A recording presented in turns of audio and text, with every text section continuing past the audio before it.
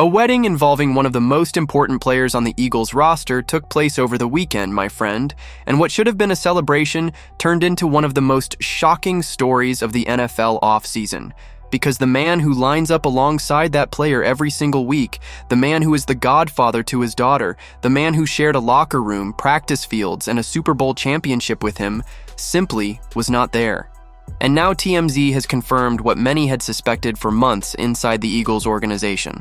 The relationship between the quarterback and the most important wide receiver on the roster has collapsed. So if you're a true Eagles fan, hit that like button and subscribe right now, because this story goes far beyond what happens on the field.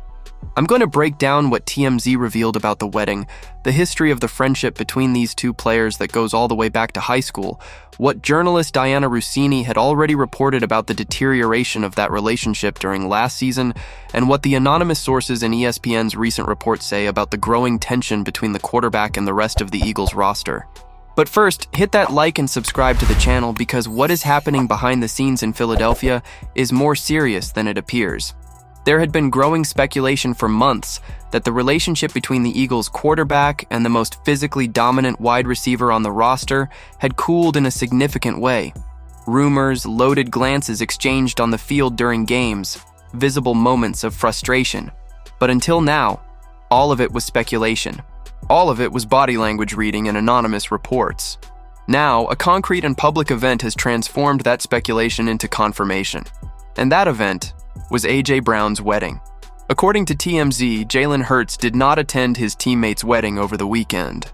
The ceremony was described as an elaborate beachside event, and the quarterback was not present.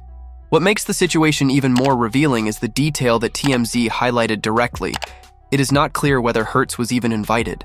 Sources close to the event told the outlet that despite the two having known each other for years and playing on the same team, Hurts simply did not show up. None of Brown's other teammates were present either, but it is the quarterback's absence that is dominating the conversation. To understand the full weight of this, you need to know the history between these two players. Jalen Hurts and A.J. Brown are not just teammates. They have known each other since high school. Hurts tried to convince Brown to join him at the University of Alabama, but the wide receiver ultimately chose the University of Mississippi. Different paths in college, but the same professional destination. When the Eagles used a first-round pick in 2021 to bring Brown over from Tennessee to Philadelphia. Hurts is the godfather of Brown's daughter, a girl named Jersee. That is the level of closeness that existed between these two men. This was not a locker room friendship. It was a real friendship built over years before either of them ever set foot in the NFL. But journalist Dianna Russini, one of the most well-connected reporters in the league, had already shed light on the deterioration of that relationship during the 2025 season. In a report published in The Athletic, Russini described the friendship as functional and professional, words chosen with deliberate care to communicate exactly what they mean. The two respect each other as professionals, but the intimacy that once defined their bond has disappeared. One Eagles player described the relationship as simply functional. Russini went further and pointed to the primary source of the tension. According to multiple sources she spoke with, offensive players on the Eagles grew increasingly frustrated with Hurts' approach throughout the 2025 season, particularly against zone coverage. The perception inside the locker room was that the quarterback had become hesitant in tight windows, leaning on short passes and scrambles instead of trusting what was open, downfield. Philadelphia finished the season ranked 30th in pass attempts, a number that captures the frustration of any receiver who spends hours getting open and never sees the ball. And as Russini put it precisely, every elite receiver she has ever covered in this league has said the same thing. They spend hours getting open, and when the ball does not come their way, frustration always follows. What made everything worse was what happened during the offseason itself, away from games and away from cameras. Hurts organized private throwing sessions with several Eagles receivers during the spring, the kind of voluntary workouts that signal chemistry and trust between a quarterback and his targets. Marquise Hollywood Brown, Devonta Smith, and Mekhi Lemon were among those who participated. A.J. Brown was not. That exclusion, whether it was Hurts choosing not to invite him or Brown choosing not to attend, sent a message that the entire league read clearly. When a quarterback builds chemistry with new and developing receivers, while his established number one target is nowhere in sight, it is not an accident. It is a statement about where the relationship stands and where the offense is headed. Brown has never been the type of player who hides what he feels. On multiple occasions over the last 2 seasons, his frustration spilled over in visible ways. Reactions after plays, body language on the sideline during game situations, moments the camera caught that fans interpreted correctly. The tension was always there. What was missing was a concrete and public confirmation that the rupture had reached a personal level. The wedding provided that confirmation. And the situation does not only involve Brown. ESPN published a report with multiple anonymous sources close to the Eagles that essentially placed blame on Hurts for the team's offensive struggles last season. That report aligns directly with what Rossini had documented during the season. The narrative that emerges from both pieces of coverage is consistent. Offensive players frustrated with a quarterback who does not take risks downfield, passes that never arrive, and an offense that fell well short of the expectations of a roster talented enough to compete for the Super Bowl. Now it is important to place all of this in proper historical perspective.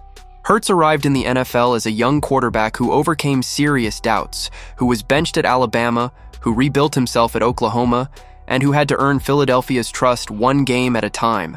He led the Eagles to Super Bowl LV in 2023, lost that final in painful fashion, came back from injury, and then returned to lead the team to the Super Bowl LIX championship in 2024, defeating Patrick Mahomes.